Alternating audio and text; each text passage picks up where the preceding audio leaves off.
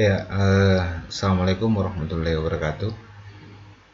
Eh, Baik, pada hari ini kita masuk di pertemuan 4, seperti biasa di mata kuliah pendidikan anti korupsi ya. Permintaan maaf saya kepada kalian karena saya tidak sempat melakukan Zoom pada kesempatan pertemuan 4 ini karena ada sesuatu dan lain hal. Untuk itu saya melakukan rekaman terhadap materi ini sebagai pengganti Zoom yang seperti biasa kita lakukan. Mudah-mudahan ini tidak mengurangi esensi daripada perkuliahan kita. Baik, pada pertemuan 4 ini saya akan menjelaskan tentang faktor-faktor penyebab korupsi. Tapi sebelumnya saya ingin menjelaskan kepada kalian bahwa pokok bahasan kita terdiri dari beberapa sub. Yang pertama, faktor penyebab korupsi. Yang kemudian yang kedua, penyebab korupsi dalam perspektif teori. Kemudian yang ketiga, faktor internal dan eksternal penyebab korupsi. Materi ini sesungguhnya saya ambil dari internet yang dibuat oleh Kementerian Pendidikan dan Kebudayaan RI. Kenapa saya menggunakan slide ini? Karena demi penyeragaman kita terhadap pembelajaran kita sesuai dengan arahan kementerian ya. Di sini kita lihat ada kompetensi dasar. Jadi ada pesan yang harus saya sampaikan kepada kalian melalui Kementerian Pendidikan. Yang pertama adalah mahasiswa mampu menjelaskan faktor pendorong terjadinya korupsi. Jadi pesan itu mudah-mudahan sampai kepada kalian. Anda bisa menjelaskan faktor pendorong. Jadi ketika Anda mengenal faktor pendorong, tentu nanti Anda bisa menghindari faktor-faktor pendorong ini agar Anda kelak tidak melakukan suatu korupsi ketika Anda dalam posisi pemerintahan ataupun posisi-posisi strategis yang memiliki jabatan. Kemudian yang ketiga, mahasiswa dapat menyimpulkan faktor internal dan faktor eksternal pendorong perilaku korupsi. Yang keempat, kalian mampu mengeliminir, artinya mengurangi ya, sikap diri sendiri yang cenderung mendorong perilaku korup.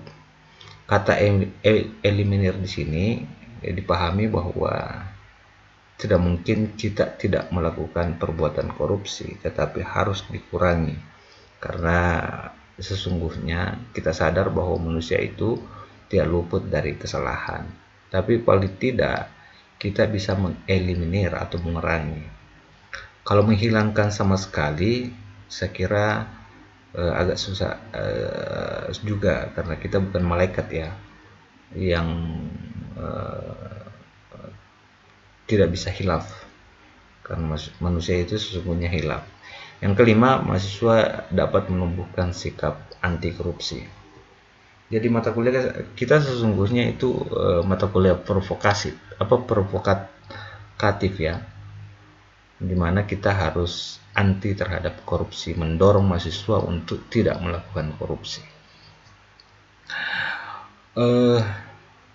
Selanjutnya di sini kita melihat ada dua faktor penyebab korupsi ya, faktor internal dan faktor eksternal. Faktor internal itu adalah faktor penyebab korupsi yang datang dari diri pribadi.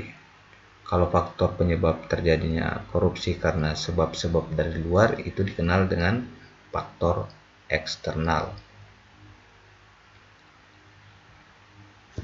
Kemudian beberapa pendapat atau faktor penyebab korupsi itu kita bisa lihat slide-nya.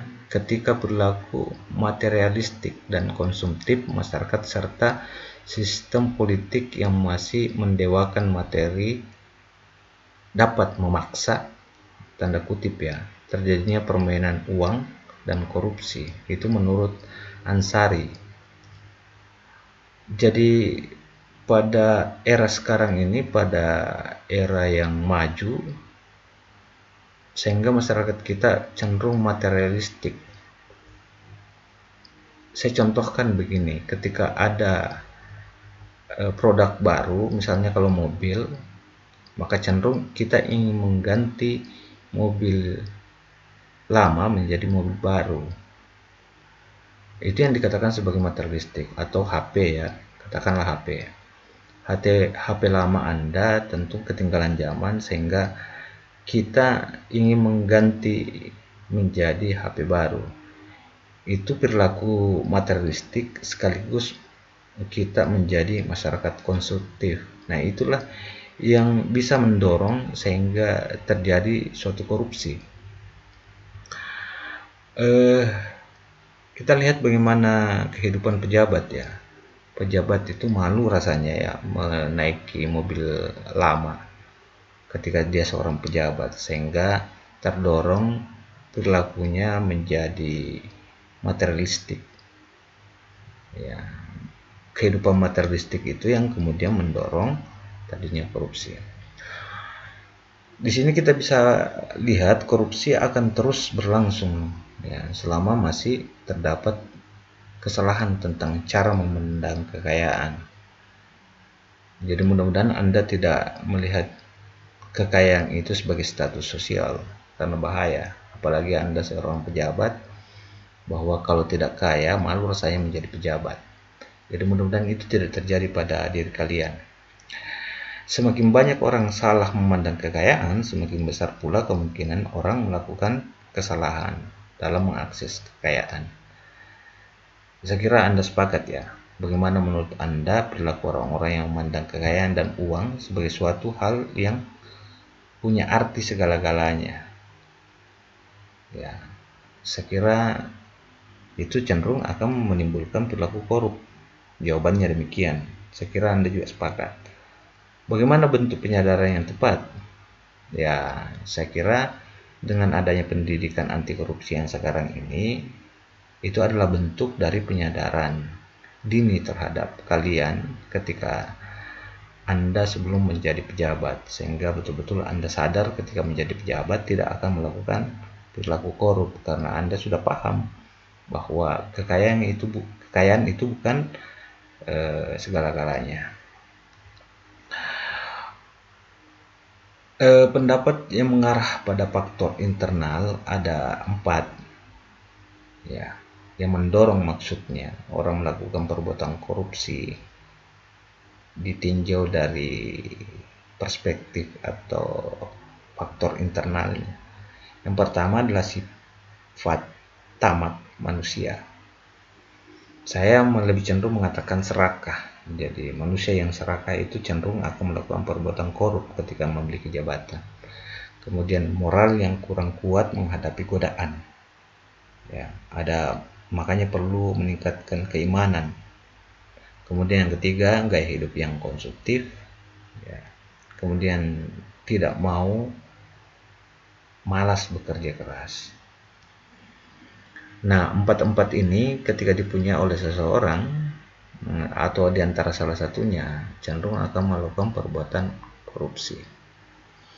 Kalau saya ingin katakan, menyimpulkan bahwa faktor internal ini adalah manusia yang tidak baik.